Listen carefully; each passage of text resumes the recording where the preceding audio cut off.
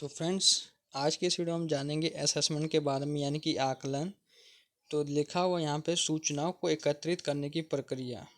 विद्यार्थियों के संदर्भ में किसी विषय के बारे में निर्णय प्रदान करना आकलन कहलाता है। आकलन की प्रक्रिया में प्रदत्त कार्य प्रदर्शन प्रशिक्षण यानी कि असाइनमेंट परफॉर्मेंस टेस्ट का प्रयोग किया जा सकता है।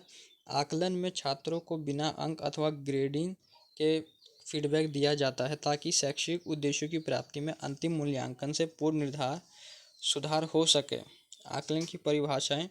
हुबा एवं फीड के अनुसार आकलन सूचना संग्रहण तथा उस पर विचार विमर्श की प्रक्रिया है जिन्हें हम विभिन्न माध्यमों से प्राप्त कर ये समझा जा सकते हैं कि विद्यार्थी क्या जानता है, समझता है, अपने शैक्षिक अनुभवों से प्राप्त ज्ञान को परिणाम के रूप में व्यक्त कर सकता है, जिसके द्वारा छात्र अधिगम में वृद्धि होती है।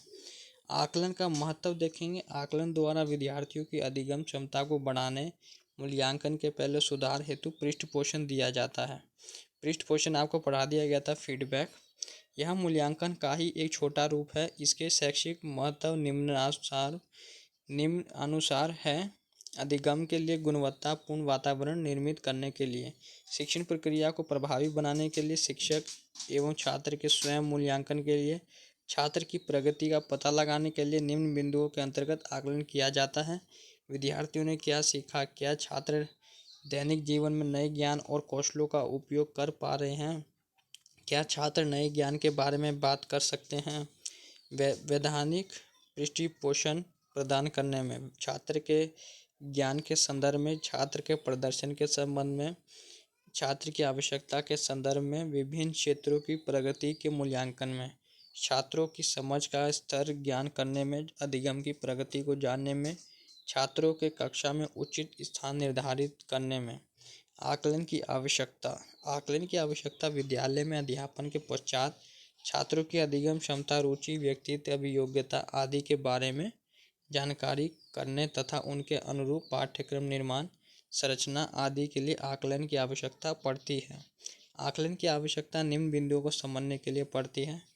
पाठ्य सहगामी क्रिया हेतु, उसके बाद है परिवार के लिए, फिर है अधिगम में जब तक छात्रों को पृष्ठपोषण फीडबैक प्राप्त नहीं होते हैं तब तक यह प्रभावशाली नहीं होती है। जब वे जानकारी प्राप्त कर लेते हैं और क्या उन्होंने जानकारी प्राप्त कर ली है, वे क्या जान चुके हैं। इस अधिगम की प्रक्रिया में प्राप्त जानकारी एवं ज्ञान को आकलन के द्वारा मापा जाता है। आकलन मुख्य 3 रूपों में माना जाता है। पहला है यहाँ पे स्व आकलन, जिसको हम सेल्फ असेसमेंट बोलते हैं। इस आकलन में कक्षा अध्यापन के माध्यम से सीखते हैं तथा अपने अधिगम का मूल्यांकन करते हैं। यह पाठ्यक्रम का एक महत्वपूर्ण तत्व है क्योंकि जो छात्र स्नातक बीएड छात्र अध्यापक हैं वे स्वयं के कार्य को आलोचनात्मक दृष्टिकोण से देखकर स्वयं की कमियों को जानने का प्रयास करते हैं तथा उसे दूर करने के प्रयत्न करते हैं। उसके बाद है सहपाठी सहयोगी समूह पीयर असेसमेंट। जो छात्र अपने सहपाठी अन्य छात्रों के अधिगम में पृष्ठपोषण प्रदान करते हैं वह आकलन सहपाठी आकलन पीयर असेसमेंट कहलाता है। यह स्वयं आकलन से ज़्यादा विस्तृत होता है। बीएड पाठ्यक्रम में प्राय सूक्ष्म शिक्षण माइक्रो टीचिंग पाठ योजना के अध्यापन में इस आकलन का प्रयोग किया जाता है। उसके बाद ट्यूटर असेसमेंट।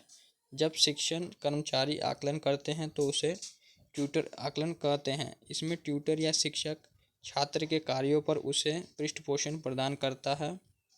आकलन रचनात्मक तथा योगात्मक हो सकता है। रचनात्मक के अंतर्गत छात्रों का पृष्ठपोषण प्रदान करना एवं छात्रों के अधिक सीखने में सहायता प्रदान करने की प्रक्रिया सम्मिलित होती है तथा योगात्मक आकलन में आलोचनात्मक ढंग से छात्रों की उपलब्धि पर निर्णय प्रदान करने की प्रक्रिया सम्मिलित होती है।